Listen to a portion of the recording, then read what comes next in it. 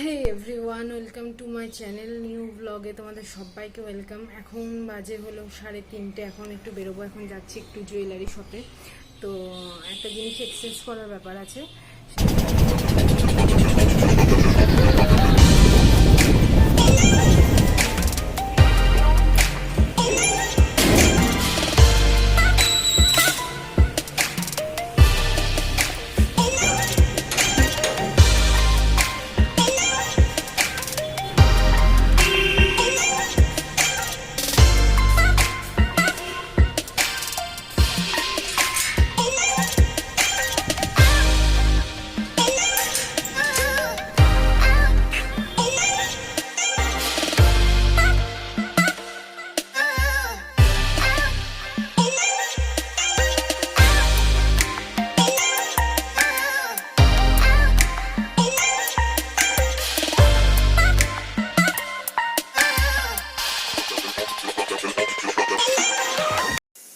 এখানে মা ভাজছে মুড়ি, বাদাম দিয়ে আলু দিয়ে সন্ধ্যাবেলা একটু খাওয়া হবে।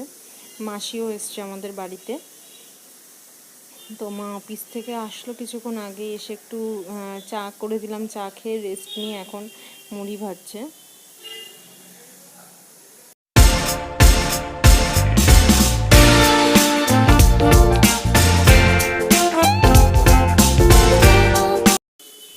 তো মা আর মাসি দুজনেই মুড়ি খাচ্ছে, আমিও সামনে বসেছিলাম। আর দুজনের ফোনেই আমার ইউটিউবের ভিডিও চলছে। বেশ সেটাই ইন্টারেস্টেড আমি কি ভিডিও করছি দেখার জন্য। রোজ রাতেই রুটি খাই, তো আজকে এই মাত্রই জাস্ট ঠিক করলাম যে আজকে ফ্রাইড রাইস করবো। কি করছো? কি করছো তুমি? লুডু খাচ্ছো? ভালো লাগে না এগুলো খেতে? ভালো লাগে না? তো ফ্রাইড রাইস করার জন্য যেগুলো দরকার সেগুলো সবজিগুলো আমি কেটে নিয়েছি, ক্যাপসিকাম, গাজর। আর বেশি কিছু ছিল না, যেহেতু হট করে প্ল্যান করা হলো তাই জন্য, প্রি প্ল্যান্ড নয়। তো তারপরে এখন এগুলোই আমি কেটে নিয়েছি।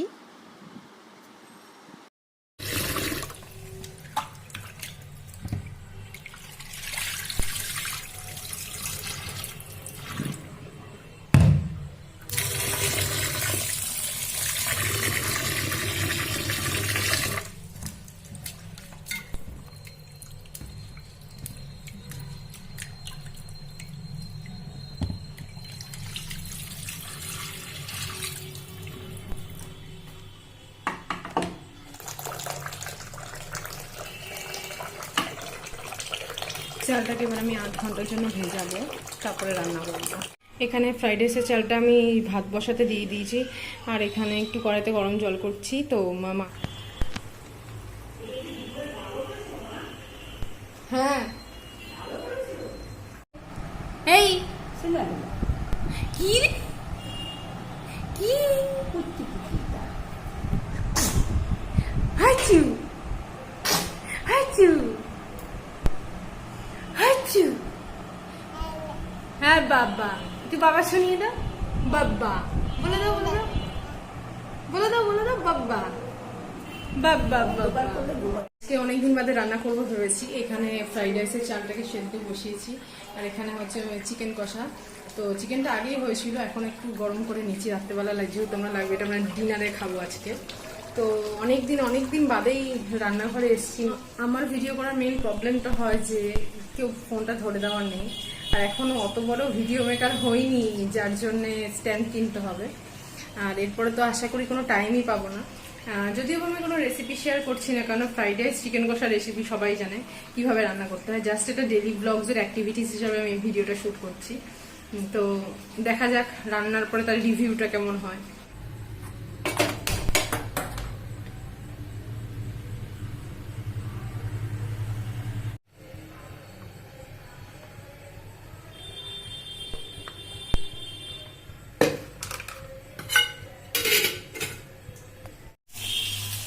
এখানে আমার ভাতটা ফুটে গেছে, আর এখানে এই সবজিগুলো যেগুলো দেবো ফ্রাইড রাইসে সেগুলো একটু ফ্রাই করে নিচ্ছি হালকা করে।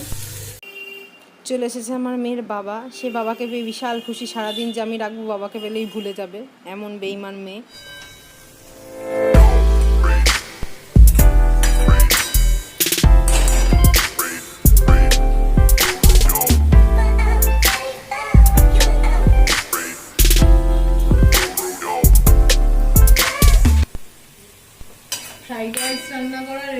সবাই জানে।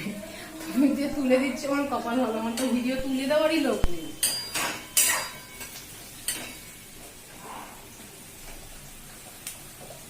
নিজের মুখটা একটু দেখাও। আমার বড় বাবা যে নিজের মুখ দেখাতেই লজ্জা পায়।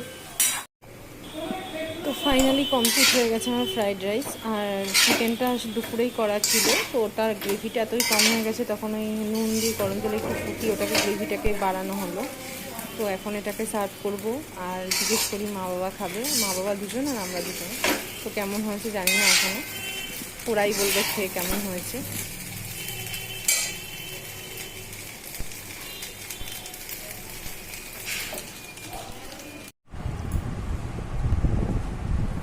যখন বলতে বলবো তখন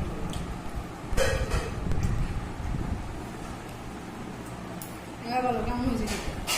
দারুণ মোবাইলে ক্যামেরাটার দিকে তাকিয়ে বলো। দারুণ হয়েছে রান্নাটা। আর বাবা আর মা এখানে খেতে বসেছে এখন। যা যা যা।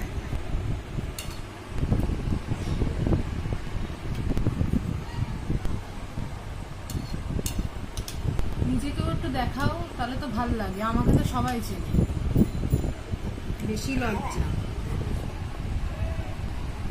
আমাকে আমার মেয়েকে সবাই চেনে।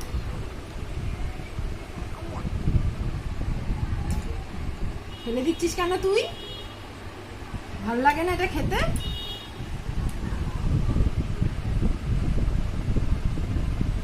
এখন কটা বাজে? রাত 10টা বাজে। মাটিতে নামানো হয়েছে।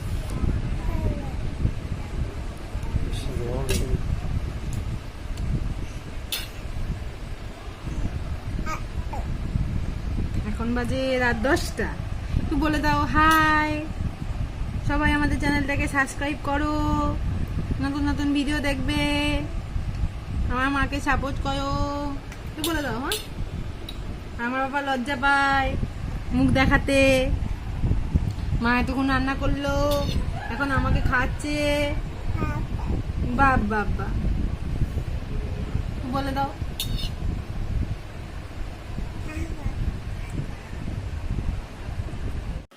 তো ইনি কথা বলতেই লজ্জা পায় ভিডিওতে।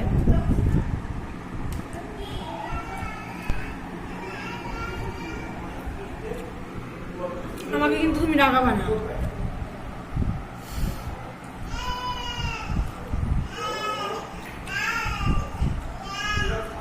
নিজেকে বলতে লজ্জা পাও কেমন হয়েছে, না আমাদেরকে ঘুরিছ। ফাইনালি এখন বাজে রাত 11টা, এখনও মেয়ে ঘুমোয়নি। এখন বিছানা করা হবে, ওকে ঘুম পাড়ানো হবে। আজকের ব্লগটা এই পর্যন্তই থাকলো। ভালো লাগলে অবশ্যই একটা লাইক করো, সাবস্ক্রাইব করো। দেখা হবে নতুন কোনো ব্লগে। ততক্ষণ সবাই সুস্থ থেকো, ভালো থেকো। Bye bye, good night.